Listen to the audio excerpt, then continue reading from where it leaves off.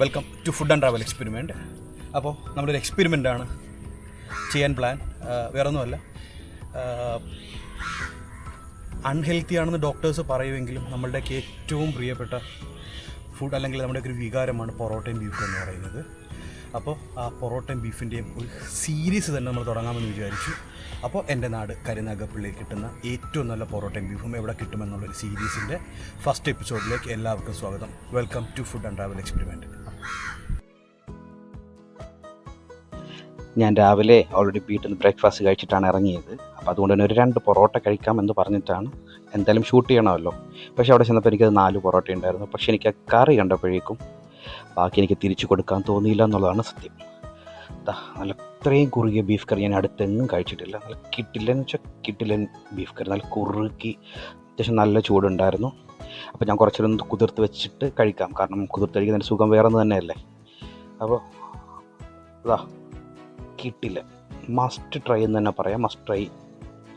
പിന്നെ ഈ കടയ്ക്ക് കുറേ അധികം സ്പെഷ്യാലിറ്റീസ് ഉണ്ട്. ഇതിൻ്റെ ലൊക്കേഷൻ ഞാൻ അവസാനം പറയാം. ഇതിൻ്റെ സ്പെഷ്യാലിറ്റി എന്തെന്ന് വെച്ച് കഴിഞ്ഞാൽ, ഇത് രാത്രി 2 മണിക്ക് തുറക്കും. ഉച്ചയാകുമ്പോഴത്തേക്ക് അടച്ചിട്ട് പിന്നെ തുറക്കുന്നത് 2 മണിക്കാണ്. അതൊരു സ്പെഷ്യാലിറ്റി. ഇനി രണ്ടാമത്തത് ഇതാണ് അടുത്ത സ്പെഷ്യാലിറ്റി. ഈ വരുന്നതാണ് ഇദ്ദേഹത്തിൻ്റെ ഓൾ ഇൻ ഓൾ. ഇദ്ദേഹം തന്നെയാണ് ഇതെല്ലാം ചെയ്യുന്നത്. അടുത്ത സ്പെഷ്യാലിറ്റി ഈ ചായയാണ്. നമ്മുടെ മുമ്പിൽ കൊണ്ടുവന്ന് മിക്സ് ചെയ്ത് തരുന്ന ചായ. ഇത് ഞാൻ വേറെ എങ്ങും കണ്ടിട്ടില്ല. അതാണ് ഇതിൻ്റെ മറ്റൊരു ഹൈലൈറ്റ്. ഞാനപ്പോൾ കുറച്ച് ഗ്രേവി ഓർഡർ ചെയ്തായിരുന്നേ. അപ്പോൾ പുള്ളി എനിക്കൊരു പ്ലേറ്റ് നിറയെ ഗ്രേവി കൊണ്ട് തന്നു.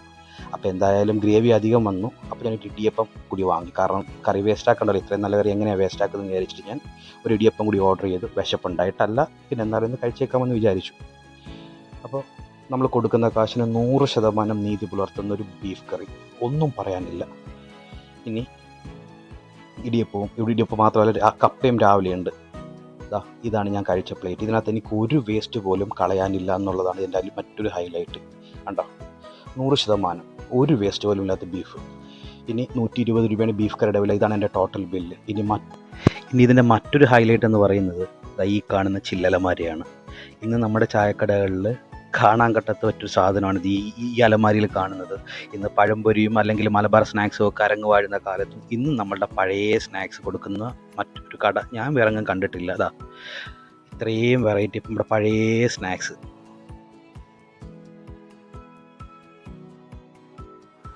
ഇനി ഇതിൻ്റെ ലൊക്കേഷൻ എന്ന് പറയുന്നത് നമ്മുടെ പുതിയകാവിൽ നിന്നും ചക്കുവള്ളിക്ക് പോകുന്ന വഴിക്ക് TB ഹോസ്പിറ്റലിന് നേരെ ഓപ്പോസിറ്റുള്ള മാലിക് ഹോട്ടൽ.